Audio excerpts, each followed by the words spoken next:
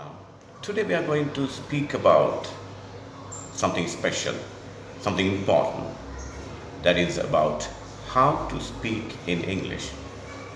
So most children, they learn English as a subject, but they don't speak as a language. ගොඩක් අය අද ඉංග්‍රීසි ඉගෙන ගන්නේ විෂයක් හැටියට භාෂාවක් හැටියට නෙමෙයි. භාෂාවක් හැටියට ඉගෙන ගන්නවා නම් කතා කරන්න ඕනේ. Without speaking, you can't learn to speak.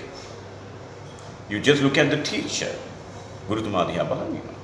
Sometimes most children, especially local students, they are exam oriented. They need marks. They want to pass the test.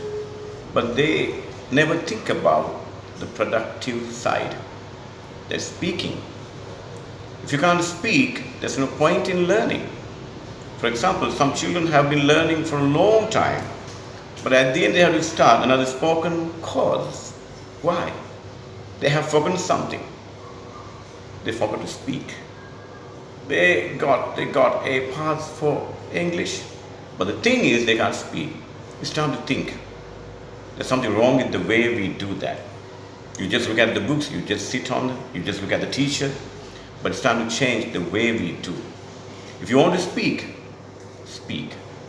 And when you want to speak, you don't have to be shy. You don't have to be worried. Don't be afraid to make mistakes. Some children are waiting to be perfect. No one is perfect in this world. There is saying, I have heard someone say that. There's no one perfect in this world. That's why a pencil comes with an eraser. Everyone makes mistakes. Everyone makes mistakes. Don't worry about that. But you have to take a step. When you're a small baby, so your mom and dad spoke to you. They were your first teachers. And you just listen to them. That means listening is very important. They spoke to you many words, but you couldn't speak. You didn't say anything, just listened. And after some, you began to make some sounds. You can't speak. You couldn't speak. But you tried to say something. But at the age of 5, you were able to speak. Your mother tongue. How? How did you do that? Have you thought? Did you go to classes? How did you do that? Without having classes, without having exams, listening. So you had a good vocabulary, good word list. You should have a good vocabulary. If you have a good word list, and they have to practice, you have to speak.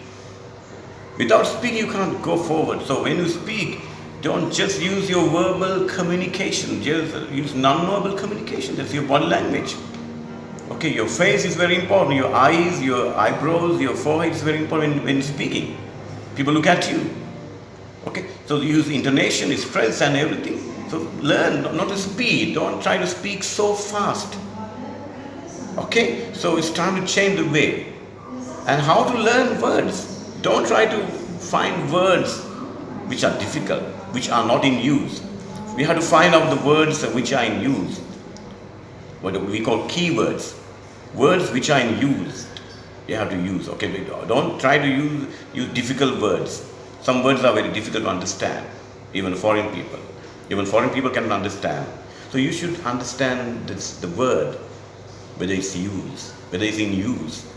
So then, for example, day-to-day life, you can learn words from situations. You can collect your words.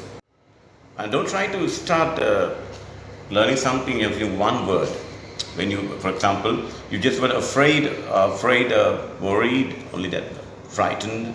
But you could use as a praise or as a sentence. I'm afraid of dogs. I'm afraid for you.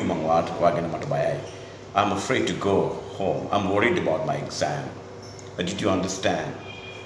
Okay, you can use as praise. You can learn many words like that.